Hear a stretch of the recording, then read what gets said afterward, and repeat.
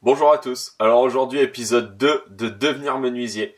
On va parler de banque, de comptabilité, d'assurance et de publicité pour le lancement.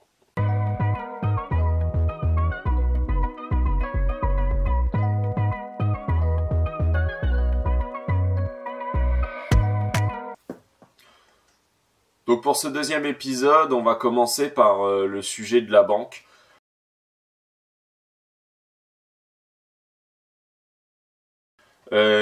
Je vais faire une petite aparté juste avant, donc je suis ni banquier, ni comptable, ni assureur.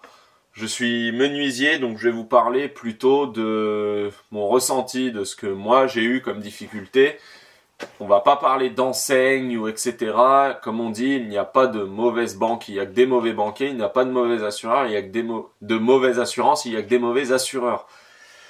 C'est ce qu'on dit un peu dans le milieu parce que on peut très bien être bien loti chez une banque par un copain et nous y aller et qu'on ait des problèmes avec cette banque. Ça dépendra des comptes, ça dépendra du banquier sur qui vous tombez, où est-ce que vous êtes, etc. Donc la meilleure solution, c'est de comparer. Vous faites des comparatifs par rapport au taux pour les crédits, par rapport aux frais bancaires, etc., les découvertes possibles, les solutions qu'il peut y avoir. Il faut parler de tout ça avec votre banquier, avec votre assureur pour les assurances, parce que les assurances, c'est un gros point sur lequel on va parler un peu plus longtemps. Mais on va commencer déjà par la banque. Donc j'ai ma petite feuille avec moi, c'est mon petit script que je me suis écrit, donc je risque de la lire parce qu'il y a beaucoup de points à savoir, et c'est quelque chose que je maîtrise un petit peu, mais pas totalement encore. Donc on va parler par rapport à la micro-entreprise, si vous ouvrez votre boîte en micro-entreprise. On a déjà vu les différents diplômes, les différents métiers, mais il y a plusieurs solutions pour ouvrir une boîte. Vous pourrez ouvrir une boîte, une société au statut de SAS, SASU, SARL, il y en a plein, tout ça je ne connais pas. On va parler de micro-entreprise, c'est ce que moi je fais. Donc la micro-entreprise, c'est quoi? C'est une entreprise individuelle. Donc vous êtes tout seul, un seul gérant, et vous êtes au régime de la micro-entreprise. Donc le régime de la micro-entreprise, c'est un régime qui est simplifié. Vous n'avez pas de déduction de charges, vous n'avez pas tout ça. Votre chiffre d'affaires, c'est la seule chose qui fera que les impôts vont prendre en compte, que l'URSSAF va prendre en compte, c'est votre chiffre d'affaires, rien d'autre. Alors que moi, je suis en micro actuellement et je vais passer au réel. Le régime réel, on a des déductions de charges, on a tout ça. Ça, on pourra en reparler dans d'autres sujets de vidéo quand je serai plus calé là-dessus. Avec ma comptable, avec tout ça, je pourrais lui demander 2-3 explications complémentaires et passer là-dessus. Pour l'instant, on va parler de la micro-entreprise. Donc, quand vous avez une micro-entreprise, il y a des facilités. Vous pouvez garder votre compte personnel et avoir ça, etc. Le seul conseil que je vous donne au niveau des comptes, c'est créer un compte professionnel. Alors, il faut un compte séparé, en tout cas, ça c'est la priorité. Compte séparé de votre compte perso, ça facilitera les comptes, les dépenses, etc. Vous aurez un compte dédié à votre entreprise. Ça c'est une chose qui est importante. Alors maintenant, la plupart des banques le recommandent et presque l'obligent, mais ce n'est pas une obligation fiscale d'avoir un compte séparé. Donc le premier conseil que je vous donne, c'est vous créer un compte séparé. Si possible, avec votre banque, créez quand même un compte professionnel, potentiellement simplifié. Moi, je suis dans l'enseigne de banque dans laquelle je suis, donc je suis au Crédit Agricole. On va pas s'étaler sur le sujet. J'ai un compte pro chez eux, donc j'ai des facilités sur la carte bleue avec un différé sur ma carte bleue de 20 jours, donc je paye que le mois d'après sur mes paiements en carte. J'ai des facilités sur le virement, je ne suis pas limité à certaines sommes, etc. Je suis limité, mais c'est des sommes qui sont énormes, donc on peut faire des virements à des fournisseurs en cas de besoin si on n'est pas prélevé, etc. Donc ça, c'est la première étape. Compte séparé, obligatoire. En tout cas, c'est mon ressenti. Ce que je vais vous présenter, c'est mon ressenti. Tout ça, pour moi, c'est obligatoire. Après, on a deux histoires avec tout ce que vous voyez sur YouTube, etc. C'est la banque en ligne. Donc, vous pouvez passer par une banque en ligne. C'est pas forcément un souci. Donc, les avantages de la banque en ligne, c'est qu'on a beaucoup moins de frais. C'est plus simple de comparer. C'est des banques qui sont rapides. La création de compte est rapide. On a beaucoup moins de papier à faire, etc. Ça, c'est la facilité de la banque en ligne. Par contre, l'inconvénient, c'est pour la relation humaine, les soucis et les crédits. Donc quand vous serez sur une banque présentielle, une vraie banque, déjà vous pouvez parler avec votre banquier si vous avez des problèmes, si ça va être compliqué pour les finances, etc., que vous sentez que vous allez être à découvert parce qu'un client n'a pas payé, etc. Ça, vous pourrez lui demander en fonction de comment vous êtes dans la banque, comment vous êtes situé, en fonction de votre chiffre d'affaires, en fonction de ce qui vous est arrivé auparavant dans cette banque. Il pourra faire des efforts. Il pourra déduire des agios si vous êtes à découvert. Il pourra vous autoriser des découverts autorisés. Sachant que en micro-entreprise, alors je ne sais pas toutes les banques, mais les quelques banques que j'ai pu voir n'autorisent pas forcément de découverts autorisés permanents pour les micro-entreprises. Vous pouvez en demander un qui va durer entre 20 jours et plus. Moi, c'est 20 jours, voilà. Ça peut aller plus haut. C'est une solution qui est gratuite, en fait. Vous demandez, qui est compris dans vos frais bancaires. C'est pas gratuit, c'est compris dans vos frais bancaires. Vous allez être à découvert. Vous demandez votre découvert de telle date à telle date. Vous ne prendrez pas d'agio sur ce découvert. Un banquier peut rembourser aussi des agios. Il faut pas hésiter à les demander. Alors, si c'est permanent, ça va être embêtant. Si c'est une fois de temps en temps et que ça fait quelques temps que vous êtes dans leur banque, je vous conseille d'aller dans la banque dans laquelle vous êtes de base en compte perso. C'est une bonne solution. Vous connaissez les conseillers, etc. En tout cas, ça c'est plus simple. Une banque en ligne ne vous permettra pas cette option-là de rembourser les agios, etc. Pour les crédits, c'est plus compliqué aussi. Les banques en ligne peuvent en faire, mais c'est très compliqué. On a tendance à passer par des crédits consommation, etc. Sachant qu'en micro-entreprise, les crédits de trésorerie sont très compliqués. Vous pouvez avoir des crédits de lancement avec certaines aides. Alors les aides, je vais pas rentrer dedans parce que ça dépend des zones, ça dépend des communes, ça dépend des organismes que vous avez près de chez vous. Moi, j'ai eu une aide de lancement de 3 000 € si je faisais un crédit équivalent. Donc j'ai fait un crédit de lancement de 5 500 € pour me lancer dans mon entreprise. Et j'ai eu le droit à 3 000 € de subvention qu'on m'a donné. Pas un crédit à taux zéro, ça a été vraiment un don de 3 000 € pour mon entreprise. Ça, il faut vous renseigner. Donc, vous avez les communautés de communes pour vous renseigner. Vous avez des organismes, vous pouvez taper sur Internet. Il y a plein de choses en fonction de la région d'où vous êtes. Donc ça, c'est le côté banque en ligne, banque présentielle. Personnellement, je suis pour la partie banque présentielle. Une banque en ligne, à la limite, pour votre compte personnel. Séparé à côté, pourquoi pas, ça peut être bien pour faire des économies, pour tout ça. Pour un compte professionnel, je pense que la relation client est quand même adaptée. Après, à voir si une banque en ligne arrivera à me faire mentir sur ce que je dis, ce serait le mieux possible. Je pense qu'ils ont aussi des solutions pour les pros, on le voit avec certaines banques qui passent beaucoup en sponsor YouTube. Il y a des solutions, mais je ne sais pas comment ça marche. Donc moi, je suis plutôt pour la partie banque présentielle. Donc ça, c'est pour la partie banque.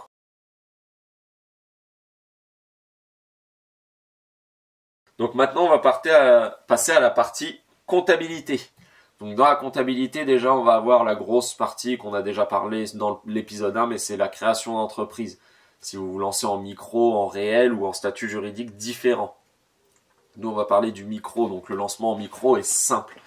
Vous pouvez le faire vous-même via des sites comme, alors c'est guichet direct, je crois, guichet unique, pardon, qui permet de créer son entreprise sans passer par d'organismes. Vous pouvez passer par la chambre des métiers, etc. Ça, on en a parlé dans l'épisode 1. Donc ça, c'est la base de la micro-entreprise.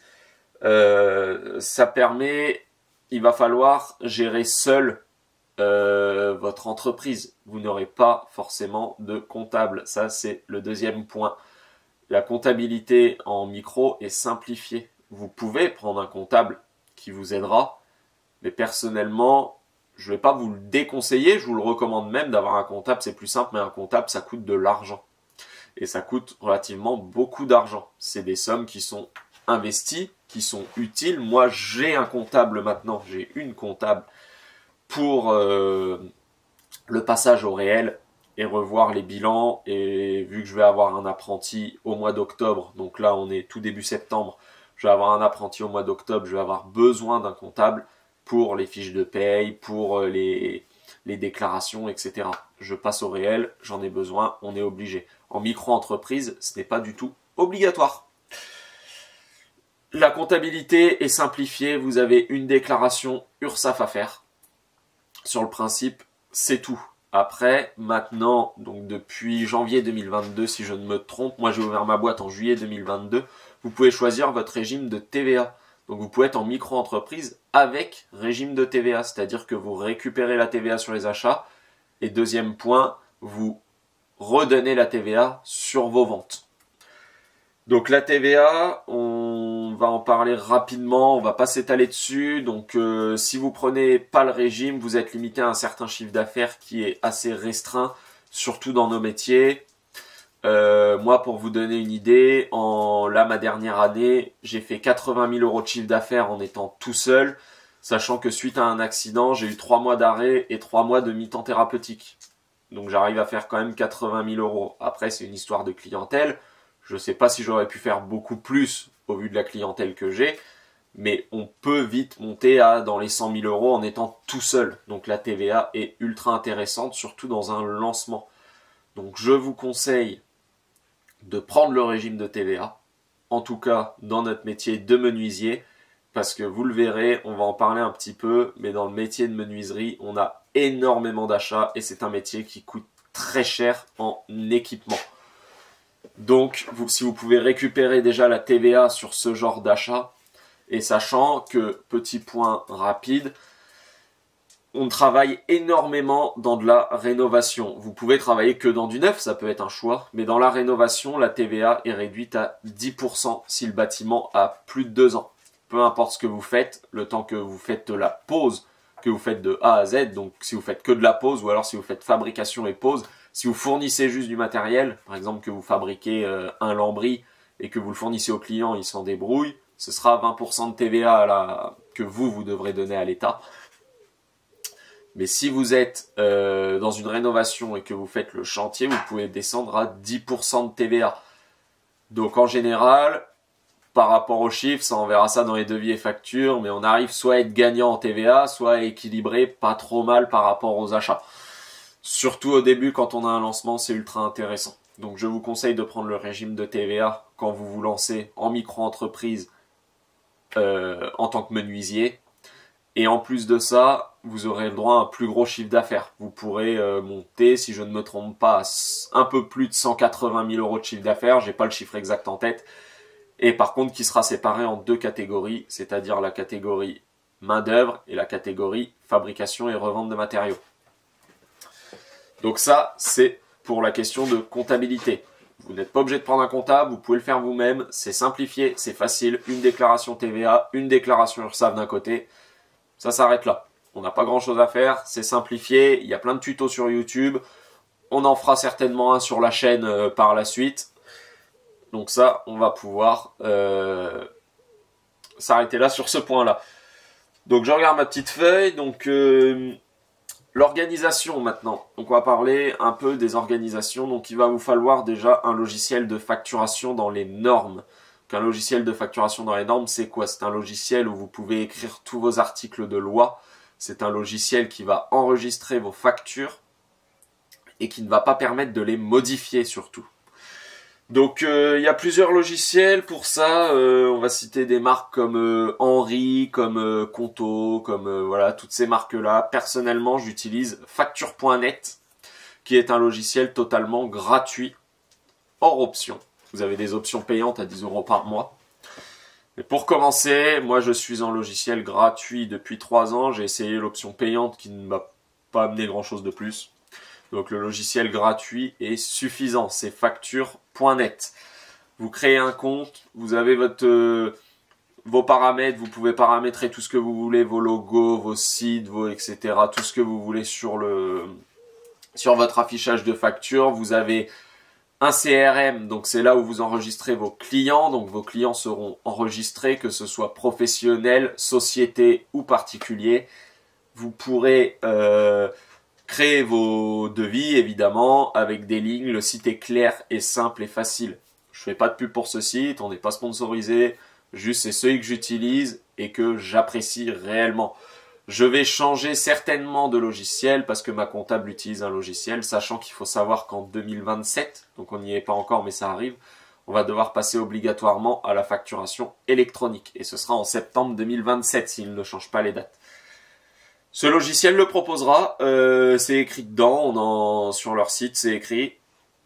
Vous pouvez aller faire un tour, c'est un logiciel gratuit, pour commencer ça peut être très bien, il est complet et il a une option payante où on peut enregistrer des articles, où on peut enregistrer nos factures d'achat, etc.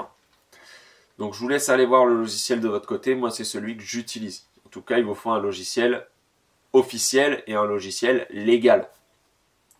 Il y a plein de points à écrire dans les factures, si vous êtes exonéré de TVA, il faut l'écrire, il y a un numéro d'article, il faut écrire votre numéro de décennale, il faut écrire votre numéro de SIRET sur une facture, il faut qu'il y ait vos coordonnées, il faut les coordonnées du client, voilà, il y a plein de points à voir.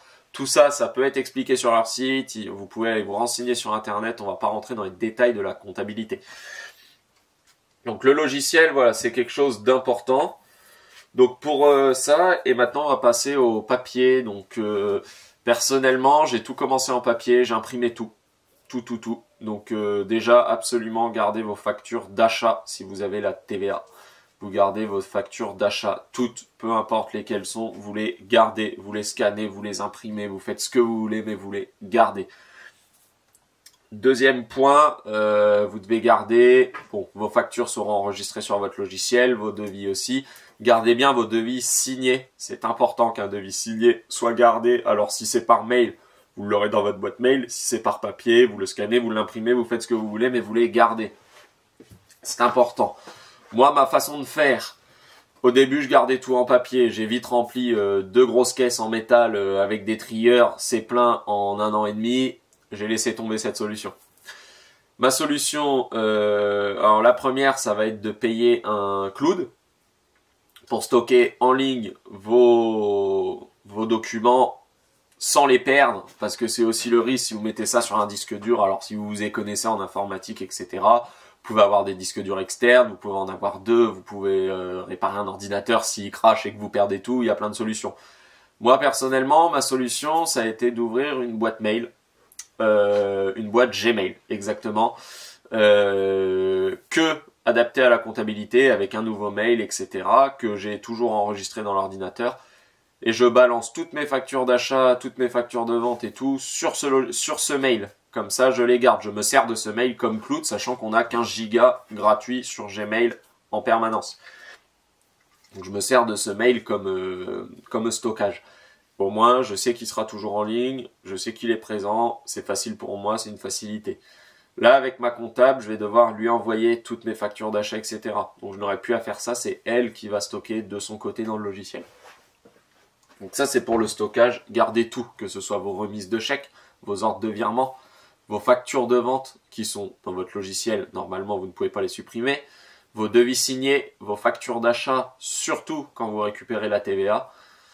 Et tout ça. Vous le verrez à la création d'entreprise. Normalement, vous devez tenir un cahier de comptabilité. Alors je pense qu'il peut être numérique, mais il ne doit pas être modifiable, où vous devez répertorier tous vos achats et vous devez répertorier toutes vos ventes. C'est censé être une obligation dans la micro-entreprise. Très peu de gens le font. C'est très complexe à tenir. Personnellement, je n'en ai pas. Mais j'ai toutes les preuves qui permettent de dire que j'ai vendu ça sur facture, avec les chèques qui ont été encaissés, les virements qui ont été faits, etc. Donc ça, c'est pour tout ce qui va être papier et comptabilité. On va pas rentrer plus dans le détail en comptabilité, la vidéo commence déjà à durer un petit peu. On va parler maintenant des assurances.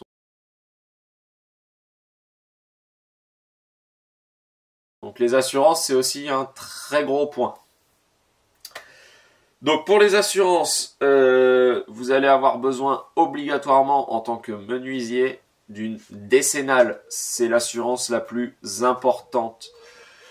La décennale, qu'est-ce que c'est? C'est une assurance qui, en cas de dégâts faits par vous ou quelque chose que vous avez posé, vous assurera sur le bâtiment, sur toutes ces... Voilà, en gros, si vous posez une fenêtre et que le mur du bâtiment s'écroule, votre décennale vous assurera s'il n'y a pas eu de malfaçon. Ça, c'est encore un autre problème avec les expertises, etc. Mais la base, elle est là. Vous faites quelque chose, vous cassez quelque chose à cause de ce que vous avez posé, votre décennale est censé l'assurer. Ça, c'est la base de la décennale. S'il y a un accident, ça, ce sera la RC Pro qui vous assurera, mais la décennale, c'est ça. Elle est obligatoire. Vous ne pouvez pas être menuisier sans décennale, comme beaucoup de métiers du bâtiment. Elle vous assure pour 10 ans. Donc, si vous posez une fenêtre et que la fenêtre tombe avant les 10 ans, c'est votre assurance, ou vous, si vous vous permettez de faire un SAV et que vous mettez ça à vos frais, mais c'est votre assurance qui prendra en charge ce dégât. Et qui prendra en charge ce dégât s'il n'y a pas eu de malfaçon, si tout a été posé dans les normes et que c'est relatif à vous. Parce que ça peut être aussi la structure du bâtiment qui a eu un autre souci et du coup, par exemple, la fenêtre est tombée, comme on en parlait. Donc la décennale, c'est obligatoire. Je vous laisse vous renseigner, allez voir des assureurs, allez faire des comparatifs. Il y en a à tous les prix. Une décennale peut commencer à 400 € par an et monter à plusieurs milliers d'euros à l'année. Moi, c'est mon cas. J'ai une décennale qui me coûte plus de 2000 € par an. Elle est ultra complète. Donc, je suis plutôt satisfait de ma décennale.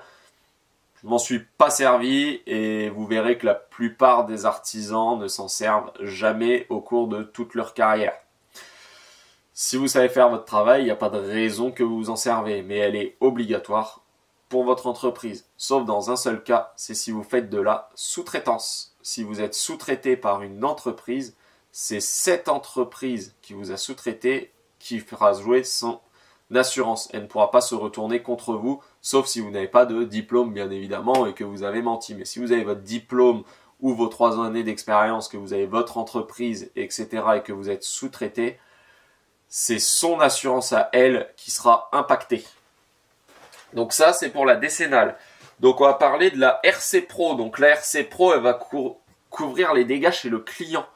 Par exemple, vous cassez un mur, je ne sais pas pour X ou Y raison, vous cassez un mur, il y a quelque chose qui part, ça casse une fenêtre. Votre RC Pro le couvre. Vous rayez un carrelage chez un client en rentrant une palette ou quelque chose, un bout de bois, ça raye le carrelage, ça abîme le parquet, ça abîme le lino. Votre RC Pro peut le couvrir. Donc ça, il faudra voir avec vos assurances, bien évidemment. Souvent, elle est comprise avec la décennale. Quand vous optez pour une RC Pro, vous avez aussi la décennale avec. Quand vous optez pour une décennale, vous avez la RC Pro avec. Souvent, c'est compris dedans, mais c'est deux assurances qui sont bien distinctes. La décennale va couvrir le bâti, la structure, l'intégralité du bâtiment, ou du terrain si vous faites de l'extérieur.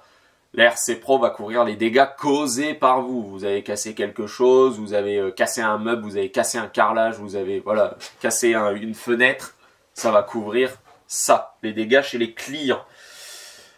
Après, vous allez avoir votre prévoyance et votre mutuelle. Donc votre mutuelle, vous en avez certainement une en personnel.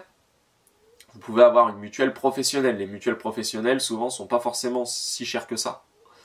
Et couvre souvent mieux. Donc moi j'ai une mutuelle perso, pourquoi? Parce que je n'ai pas trouvé ce que je voulais et que j'ai réussi à avoir un bon tarif avec un tarif famille sur le personnel. Donc j'ai une mutuelle perso, mais la mutuelle c'est important. Mais ça c'est important que ce soit en privé ou en professionnel. Par contre, votre prévoyance santé c'est important en professionnel. Donc c'est un budget, c'est un gros budget. Une prévoyance santé ça tourne entre, je vais dire, 800 et 2000 €. Alors voir les comparatifs. Et en fonction de ce que vous gagnez. Donc moi, ma prévoyance santé, j'ai bien été content de l'avoir quand j'ai eu mon accident. Comme je vous disais au début, je me suis retrouvé avec une vertèbre fracturée après un accident de la route. Donc j'ai porté un corset pendant 3 mois. Et pendant 3 mois, je n'ai pas pu travailler. Donc ma prévoyance m'assurait un minimum de salaire. Donc ça, c'est à voir avec votre assurance combien vous avez le droit. Par exemple, moi, j'avais le droit, donc, quand on est en micro-entreprise, on a le droit à la sécurité sociale. C'est important. On est sur la sécurité sociale des indépendants. Donc, en fonction de votre chiffre d'affaires, vous avez des tranches. Alors, si je me trompe pas, c'est 3 tranches. Moi, c'était comme ça quand j'ai ouvert. C'est 3 tranches. Moi, c'est comme ça quand j'ai ouvert mon entreprise. Donc, si vous aviez tant de chiffre d'affaires, vous cotisez tant par mois. Et en fait, vous aviez le droit à une première partie de sécurité sociale. Tant de chiffre d'affaires, deuxième tranche, tant de chiffre d'affaires, troisième tranche, le taux plein, quoi. Donc en gros, mon assurance me couvrait 1500 € de salaire compris avec l'indemnité journalière. Ils mettaient au bout pour que j'ai 1500 € de salaire par mois. Donc c'est pas énorme, ça permet de survivre, hein. Donc il faut bien le prendre en compte. Ils vont souvent, ce qu'il faut savoir, c'est qu'ils ne veulent pas que vous vous enrichissiez sur un arrêt de travail. Donc si vous êtes arrêté, il faudra bien prendre en compte qu'ils vont pas vous donner 3000 € par mois si vous en gagnez que 1500. C'est pas possible, c'est de l'enrichissement, ça forcerait les gens à se mettre en arrêt de travail pour gagner de l'argent d'une assurance. Donc moi, ma deuxième assurance, maintenant, je suis à 1800 € par mois de prévoyance en plus de la sécurité sociale. Donc en gros, ça fait dans les 2200 à peu près avec la sécurité sociale tous les mois si j'ai un accident. C'est très important. Si vous n'avez pas ça, ça peut faire couler une entreprise. Si vous n'avez pas les moyens du temps de l'arrêt, etc., ça peut faire couler une entreprise. Pensez à en prendre une ou pensez à vous renseigner pour en prendre une. Un accident, c'est vite arrivé, que vous vous coupiez un doigt, que vous ayez un accident de la route, que vous tombez chez vous pour X ou Y raison. C'est pas forcément un accident professionnel. Votre prévoyance couvrira une perte de salaire, un arrêt de travail en fait. Donc ça, c'est pour la prévoyance. C'était le point santé, en gros. Maintenant, on va parler de l'assurance matériel, atelier et camion. Excusez-moi, j'ai fait une petite pause. Donc je vous disais, on va parler de l'assurance matériel, atelier, locaux et véhicules. Donc ça, c'est ultra important aussi. Assurez vos locaux, dans tous les cas, vol, incendie, problème électrique, voilà. Ça, vous assurez votre locaux, c'est comme votre maison, c'est votre lieu de travail, peu importe que vous travaillez. Et petit point, moi comme vous le savez, je travaille dans mon sous-sol de maison, mon sous-sol d'habitation. Mon sous-sol est assuré, mon locaux est assuré séparément.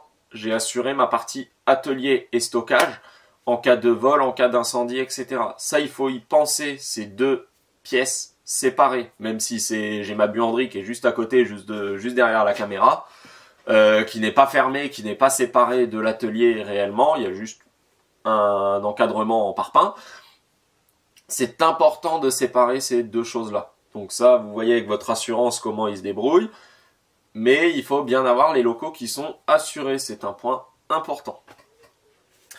Pour tout ce qui va être matériel, donc vous avez déjà des assurances sur certains matériels. Par exemple, chez Festool, l'assurance vol est inclue pendant 3 ans quand vous vous enregistrez sur leur site. Donc je ne sais pas comment ça fonctionne. Je pense que si on se fait voler, de toute façon, on a une déclaration à la police ou à la gendarmerie. Et du coup, avec ces papiers-là, on devrait pouvoir être remboursé par Festool. Vous pouvez avoir des assurances vol dans les véhicules, vous pouvez avoir des assurances vol dans les ateliers, vous pouvez avoir des assurances casse, etc. Donc ça, c'est avoir vos besoins par rapport à ce que vous avez comme matériel. Les problèmes électriques aussi, qui peuvent survenir sur par exemple la scie à format qui est derrière. Si j'ai un problème électrique et que tous les moteurs crament, personnellement, je n'ai pas ce genre d'assurance sur les dégâts électriques sur les machines, parce que si j'ai un moteur qui crame, je le changerai moi-même. Mais c'est important à savoir. Pensez aussi aux garanties. Donc ça, c'est la garantie de l'outillage. Donc moi, je suis équipé, comme vous le savez, en AEG. AEG garantissent leurs outils 6 ans et leur batterie et chargeur 3 ans. Donc on peut en dire ce qu'on veut, on entend tout sur cette marque. Personnellement, j'en suis très satisfait. On entend souvent que cette marque part souvent en SAV. Le SAV est plutôt compétent. J'en ai eu affaire pour un cloueur de charpente. Le SAV est compétent, rapide. Je me fournis dans une enseigne qui prête des outils. Si c'est eux qui s'occupent des garanties en fait sous mon nom, ils s'en occupent. Je n'enregistre rien, c'est eux qui font tout. Et ils prêtent un outil le temps du SAV si besoin. Donc ça, j'en suis plutôt content dans ce sens-là. Et ils sont garantis 6 ans les outils. Donc en 6 ans, on peut dire qu'un outil est amorti. S'il lâche au bout de 6 ans, juste après ces 6 ans, alors le but c'est qu'il fasse le plus longtemps possible, mais si au bout de 6 ans il lâche, un outil est clairement amorti en 6 ans. Une simple perceuse sera amortie. Donc je suis content de cette marque et pensez aux garanties. Un outil qui va être garanti 2 ans, il peut être très bien, comme s'il lâche dans 2 ans, et ben il faut racheter une perceuse. Maintenant, la plupart des outils ont des extensions de garantie. Je pense à DeWalt, je pense à Festool qui ont des extensions de garantie jusqu'à 3 ans. 3 ans, on commence à être déjà très correct. Mais en tout cas, moi, l'avantage d'AEG, j'ai trouvé que c'était un bon rapport qualité-prix. et que la garantie de 6 ans était plutôt intéressante. Et elle est aussi intéressante dans un point comptabilité, c'est sur l'amortissement de vos machines. Vu qu'elles sont garanties 6 ans, l'amortissement peut être plus long, etc. On va pas rentrer dans l'amortissement, mais en gros, tous les mois, vous déduisez une certaine somme d'argent vous créez des fausses charges, en fait. Bah, c'est pas des fausses charges, mais c'est des charges. En gros, vous mettez tant de côté tous les mois en comptabilité, pas forcément sur votre compte, mais en comptabilité, c'est comme ça que c'est prévu, ça vous déduit des charges. Pour racheter du matériel, vu qu'il est garanti 6 ans, il a moins de décote de valeur, donc on peut amortir un peu plus longtemps et gagner un petit peu là-dessus. Ça, c'est pour le point outillage. Maintenant, le point véhicule, c'est important aussi. Alors le véhicule, on va en parler dans une autre vidéo. Là, on va parler que de l'assurance. Donc peu importe le véhicule que vous avez, vous devez être assuré. Que ce soit au tiers, en touriste, s'il est neuf, s'il est ancien, peu importe. Vol, incendie, c'est comme votre voiture de tous les jours. Donc ça, vous vous assurez comme vous voulez, en fonction de la valeur du véhicule, en fonction de si vous tenez au véhicule. Vous pouvez avoir des garanties réparation aussi si vous n'êtes pas dans la mécanique, si vous voulez faire réparer. Ça, vous faites ce que vous voulez. Par contre, ce qui va être important, ça va être les assurances casse et vol dans les véhicules. Si vous faites voler du matériel dans un véhicule, surtout en fonction de votre région, je pense beaucoup à la région parisienne, on entend beaucoup de vols dans la région parisienne vers les artisans. En tout cas, pendant les chantiers, avec les camions qui sont sur place. Nous, en campagne, on a aussi pas mal de vols sur le matériel externe, genre les remorques, ces choses-là, on en a quand même pas mal. Tout ça, il faut l'assurer. Bien faire vérifier à votre assureur que si vous avez un camion ancien, les serrures elles sont comme ça, comme ça, comme ça. S'il vous demande de rajouter une serrure, vous rajoutez une serrure. Ça, c'est l'assurance qui vous le dira. Il faut bien faire attention aux clauses, etc. Qu'on n'aille pas vous dire oui, mais votre serrure de véhicule, elle est trop ancienne, on peut pas vous garantir parce qu'il fallait remettre une serrure. C'était écrit dans le contrat. Non, vous en parlez, vous voyez ce qu'il faut faire si vous vous faites voler. Pareil pour la casse, si vous avez un accident de la route, vous pouvez prendre une assurance casse. Si, admettons, vous avez, je ne sais pas, on va partir, comme moi j'avais le jour de mon accident, une palette de carrelage dans le camion. J'ai pas eu de casse, quasiment pas en tout cas. Elle aurait été cassée, c'est plus de 1000 € qui partent quoi si on n'est pas assuré. Donc ce genre d'assurance pour le matériel, pour tout ça en cas d'accident, c'est important. Donc ça, je vous laisse voir avec vos assureurs bien évidemment. Mais pensez-y, assurance atelier, assurance locaux, si vous avez des locaux de stockage aussi, c'est pareil. Assurance stockage, donc sur votre stock, incendie, vol, etc. Assurance matériel et assurance véhicule. Donc ça, c'est le point assurance. Je pense qu'on a fait le tour, donc pensez bien à comparer plusieurs assurances. C'est pas comme votre banque, vous pouvez être aussi chez une assurance déjà où vous êtes et puis voir avec eux, mais il y en a plusieurs qui sont bonnes. Personnellement, j'ai la MAF pour tout ce qui est professionnel, AXA pour tout ce qui est personnel. Je travaille avec les deux assurances, c'est toujours bien d'avoir aussi deux assurances, c'est un bon compromis. Donc voilà, pensez aussi à tout ce qui est protection juridique, etc. au cas où si vous avez des litiges avec des clients ou d'autres litiges en fonction des véhicules, etc.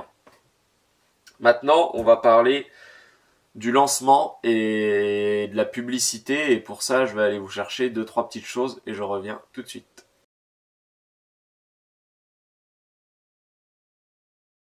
Donc me revoilà et on va commencer pour le sujet du lancement sur la publicité. Donc pour la publicité, il y a une chose que vous allez entendre, on va vous parler de bouche à oreille. Le bouche à oreille, oui ça fonctionne. Et personnellement, je suis pas d'accord avec ce qu'on dit. Non, ça ne fonctionne pas au début. Au début, il va falloir faire votre publicité. Vous n'êtes pas connu. C'est pas en allant chez 2-3 clients, vos premiers clients, que ils vont parler de vous et que vous allez avoir plein de clients derrière. C'est totalement faux.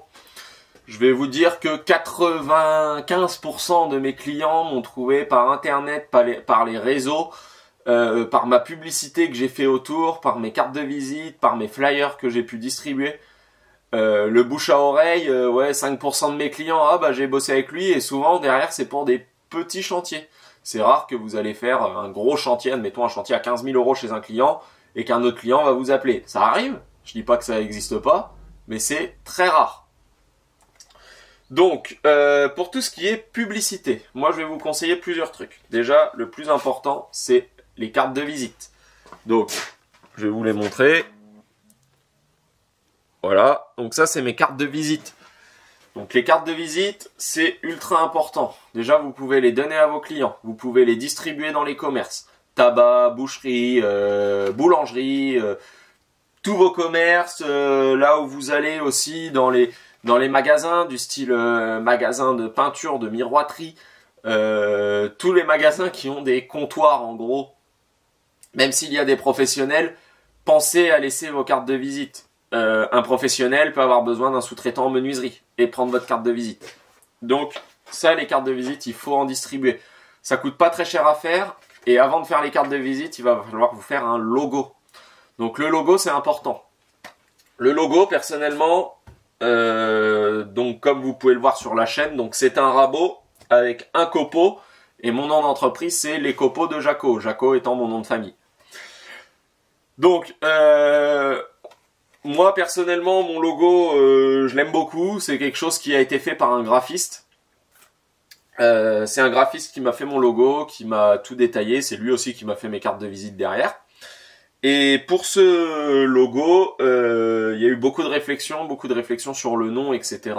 Et j'ai trouvé le nom Les Copeaux de Jaco. Je voulais quelque chose qui soit un peu marrant et un peu simple à retenir, genre on entend ça, c'est les copeaux de Jaco, voilà, ça marque un peu. Alors, donc ça c'est pour le premier point, le logo c'est important, passez du temps dessus, vous pouvez aller voir un graphiste, vous pouvez le faire vous-même si vous avez quelques notions de dessin, vous pouvez utiliser l'intelligence artificielle, ChatGPT, etc. Vous pouvez taper sur Google, il y a plein de solutions pour faire un logo, des plus ou moins compliqués. Le nom de votre entreprise c'est important aussi. Si vous mettez menuiserie, admettons menuiserie Jaco, ça fonctionne. Mais c'est très simple. La personne va se dire qu'est-ce qu'elle fait. Moi les copeaux c'était surtout alors parce que je bossais dans le bois massif. Je fais pas que ça, mais on se dit un copeau c'est un copeau de bois, donc un copeau de bois ça mène à quoi? Au bois massif. C'est comme ça que je l'ai vu. C'est comme ça que ça a l'air de fonctionner avec mes clients. Après avoir votre logo, carte de visite obligatoire. Carte de visite, je les ai fait faire par mon graphiste. Ça m'a coûté un peu moins de 120 € les 1000 cartes faites sur mesure. Personnellement, je trouve que c'est correct. Ça fait 3 ans que j'ai l'entreprise, j'en ai distribué énormément. Il m'en reste encore 2 paquets de... ça doit être des paquets de 150, je crois, ou une connerie comme ça. J'en ai un paquet et demi, il doit m'en rester... ça devait être des paquets de 200. Je devais avoir 5 paquets de 200 et il doit m'en rester 300. Donc j'ai déjà distribué 700 cartes. Ultra important, quand vous arrivez devant le client, vous lui donnez une carte. S'il vous dit qu'il en a déjà une, vous lui laissez quand même. Il pourra la donner à un copain. S'il en a pas, au moins il a toutes vos infos. Qu'est-ce que vous faites? Votre numéro, votre mail, votre adresse, tout est dessus. La carte de visite, c'est important. Deuxième point pour la pub, les flyers. Donc bon, je peux vous le montrer en plus gros, voilà. Donc le flyer, donc celui-là c'est un tout simple, c'était mon premier. J'ai fait de la distribution dans les boîtes aux lettres de mon village. On est à peu près 700 habitants si je me trompe pas. J'ai distribué à peu près 400 flyers dans les boîtes aux lettres de mon village. Alors, je vais pas vous cacher que ça n'a pas fait énormément d'intérêt. J'ai dû avoir 3 clients avec ça. Et en plus par le bouche à oreille de ce flyer. Alors vous voyez, ça marche quand même le bouche à oreille. Et c'était pas exceptionnel. Bon, j'ai gagné plus de sous que ça m'a coûté en impression, bien évidemment.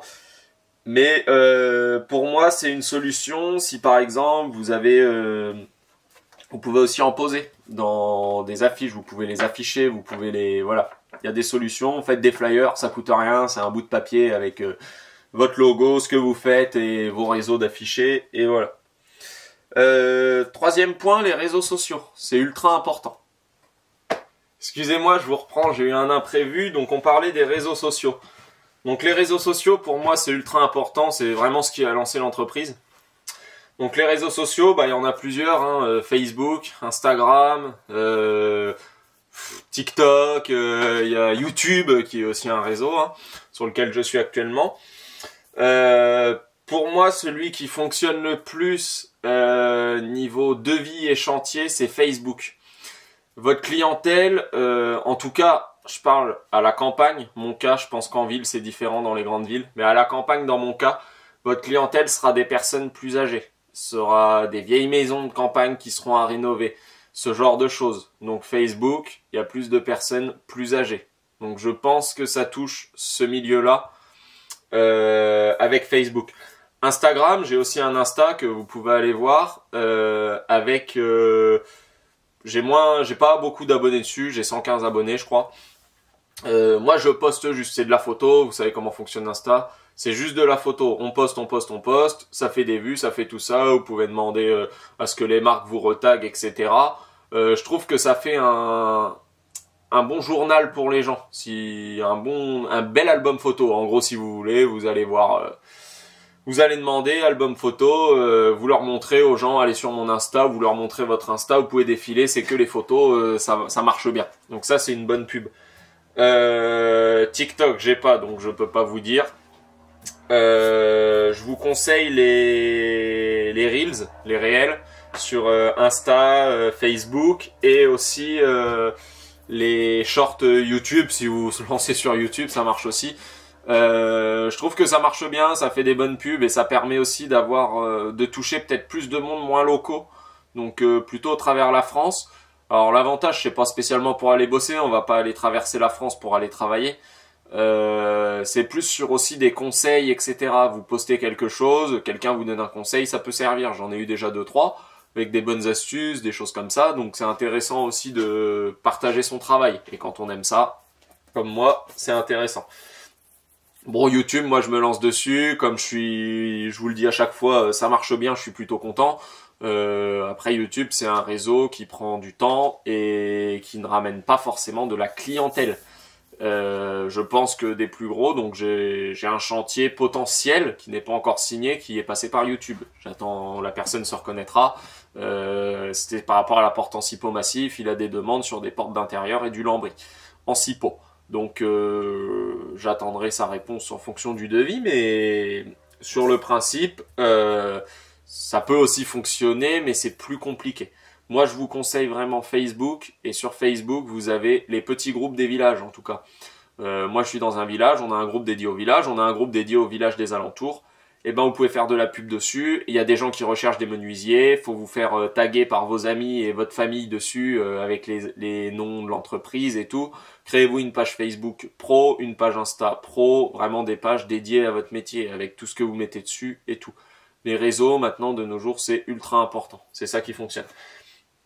Donc ça, c'est pour la publicité pure. Donc carte de visite, flyer, réseaux sociaux. C'est ce qui va vous montrer. Maintenant, une autre chose pour se montrer, ça va être les vêtements. Donc, comme vous le voyez, moi je bosse toujours en polo quasiment avec mon logo dessus. Dans le dos, il y a tout ce que je fais, menuiserie, etc. Mon numéro, j'ai un bonnet à mon effigie, j'en ai plusieurs. J'ai des casquettes à mon effigie. J'ai des shorts que je vais faire. Alors, je me recule un peu avec écrit LCDJ89, le nom de la chaîne pour les copeaux de Jaco.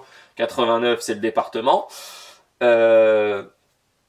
Ça, c'est ultra important. Alors, je ne sais pas si ça ramène des clients, mais ça donne une bonne image de marque. C'est une image professionnelle. On arrive avec un bonnet, un polo au nom de l'effigie, c'est qu'on tient à son entreprise, c'est qu'on montre qu'on appartient à cette entreprise, qu'on soit ouvrier, patron, apprenti ou salarié.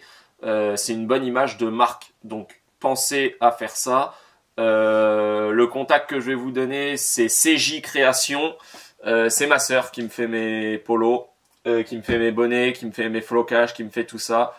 Un très bon rapport qualité-prix, très bonne facture. Les logos tiennent super bien dans le dos aussi. Ça fait un peu plus d'1 an que j'ai les polos. Ça bouge pas. J'ai des t-shirts qui ont 3 ans qui ont été faits. Ils ont pas bougé d'1 millimètre. Ils ne rétrécissent pas au lavage, ils sont de bonne qualité, ils tiennent bien, ils sont hyper résistants. En tout cas au niveau des polos, je bosse quasiment qu'en polo. Donc CJ Création, elle a un Instagram, elle a une page Facebook, vous pouvez aller voir, vous pouvez aller lui donner de la force, vous abonner, et puis si vous avez besoin, vous pouvez commander, les tarifs sont ultra raisonnables. Et elle vous fera du sur-mesure. Vous avez juste à envoyer votre logo et ce que vous voulez décrit sur votre t-shirt. contactez-la par Instagram et puis elle pourra vous répondre rapidement. Donc ça, c'était la partie publicité. On va maintenant passer à la partie lancement. Donc vraiment le lancement de la menuiserie, de l'entreprise. Donc le lancement, c'est ce qu'il y a de plus compliqué. Pour se lancer, vous allez avoir besoin de plusieurs choses, c'est-à-dire d'argent de côté, parce que la menuiserie, si vous n'avez pas d'outillage, ça coûte très cher. Vous allez avoir besoin d'une situation, d'un local, de quelque chose pour travailler. Vous avez forcément besoin d'un local, en tout cas en menuiserie de fabrication, de stockage et d'ateliers. Et vous allez avoir besoin surtout de clients. Vous ne pouvez pas vous lancer sans clients. Donc moi, quand j'ai créé mon entreprise, j'étais au chômage. Donc je m'étais mis au chômage après ma pâtisserie, comme je vous ai pu vous expliquer dans l'épisode 1. Et en fait, en créant l'entreprise, j'ai découvert des clients. Donc un peu les premiers clients, donc les amis de la famille, les amis des parents, ce genre de choses-là. 2-3 clients comme ça et beaucoup de publicité. Ça a permis d'être appelé. Et il y a aussi un autre moyen de pub qu'on n'a pas parlé, c'est le Google My Business. GMB sur Internet, vous tapez GMB, Google My Business, c'est votre page de référence. Quand on va taper votre nom, c'est la page Google, itinéraire, machin, site web et tout. J'ai aussi un site Internet. Un site Internet, ça peut être fait gratuitement avec certaines applications, ça peut être fait par quelqu'un. Je l'ai fait faire par quelqu'un, ça coûte de l'argent. C'est pas un regret, c'est un choix que j'ai fait. Oui, ça coûte cher. Oui, je suis peut-être un peu plus cher que la moyenne du marché, mais ils s'occupent de tout de A à Z. Dès que je leur envoie des photos, etc., ils ont tout, ils s'occupent de tout. Je veux changer les textes, ils s'occupent de tout, en permanence. Donc ça, c'est un moyen de communication qui peut être aussi trouvé gratuitement sur Internet, avec certains logiciels et applications. Donc vous pouvez regarder aussi pour les sites, mais en tout cas, voilà. La menuiserie, il va vous falloir vos premiers clients quand vous vous lancez. Il va vous falloir beaucoup de matériel. Et il va vous falloir un local et un véhicule. Donc ça, c'est un peu la base du lancement. On en reviendra en détail sur l'épisode 3, 4, 5, quand on va parler des ateliers, du matériel et du véhicule. Qu'est-ce qu'il faut, etc. Les budgets, à peu près, combien ça coûte. Ça, on en reviendra dans la vidéo matériel. Les deux autres choses, ça c'est une question qu'on m'a posée. Quand passer de particulier, amateur, passionné du bois à professionnel? Alors, il n'y a pas vraiment de réponse à cette question. La seule réponse que je vous donnerai, c'est quand vous serez prêt et que votre situation sera possible. Moi, j'ai changé de métier, je me suis retrouvé au chômage, je suis allé faire une formation de menuiserie et après, je me suis lancé tout de suite à mon compte parce que la situation le permettait. J'avais une maison avec un sous-sol, j'avais déjà un peu d'outillage, j'avais un petit peu d'argent de côté, j'avais ma compagne pour me soutenir aussi dans ce projet financier et humain et moral tout simplement, hein, parce que c'est très dur de changer de métier, de se lancer, de reprendre à zéro, c'est très compliqué, il faut un mental d'acier. Donc moi j'avais une bonne situation. Quand est-ce qu'il faut changer? Quand la situation est correcte, donc ça on le verra financièrement surtout. Quand la situation est possible, quand on a de quoi s'équiper et avoir un local, un atelier et un véhicule d'entreprise. Le véhicule, on en reviendra, il y a plein de solutions, plus ou moins coûteuses. Donc ça, c'est pour la partie quand passer d'amateur à professionnel, c'est compliqué à dire. Il faut juste avoir du matériel, une situation stable financièrement et moralement, et être prêt à se lancer et se dire qu'on a les capacités. C'est ça le plus important. Avoir les capacités de le faire et bien entendu le diplôme qui va avec, etc. pour ouvrir son entreprise. Donc voilà. Donc pour la petite conclusion de cette vidéo,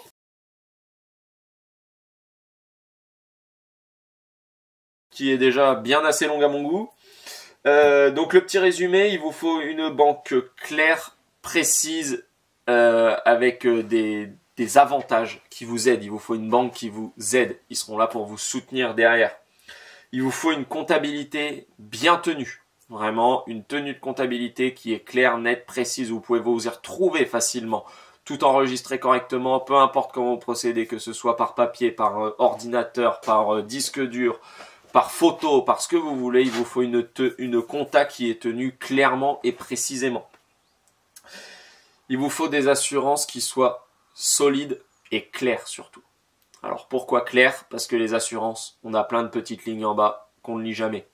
Il vous faut un conseiller qui connaisse son travail, qui soit adapté aux professionnels, un vrai conseiller pro, qui vous explique comment fonctionnent les assurances, et il faut bien entendu poser les questions en cas de sinistre. Votre atelier brûle, à quoi j'ai le droit? Je me fais voler mon matos, à quoi j'ai le droit? Comment ça se passe?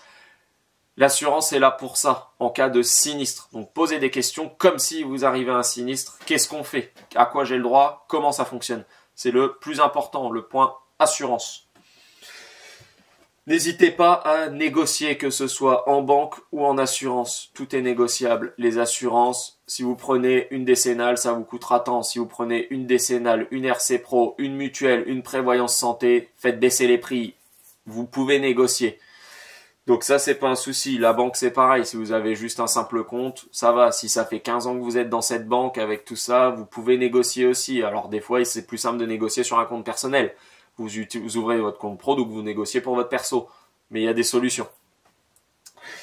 La communication, donc on en a vu. Donc la pub, carte de visite, flyer, réseaux sociaux, voire site internet et Google My Business. Le plus important, et une bonne image de marque, vêtements floqués avec le nom de l'entreprise.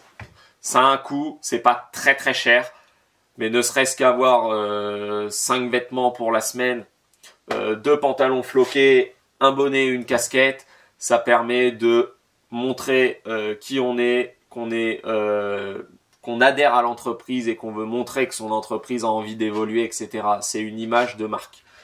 Donc pour ça, je vous recommande ma sœur, CJ Création, qui fait du vêtement personnalisé et plein d'autres choses. Elle peut vous faire du flyer, de la carte de visite, etc.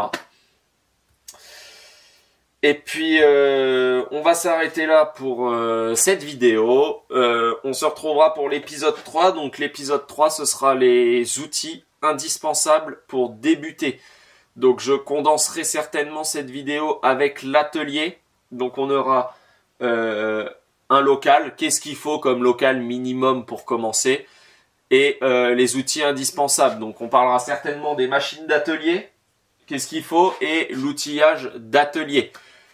On parlera dans une prochaine vidéo du véhicule et de l'équipement du véhicule, plus je verrai dans quelle vidéo je le case, mais l'électroportatif, c'est important, ça a un coût, donc je le caserai soit dans la prochaine vidéo, soit celle d'après, en fonction du temps.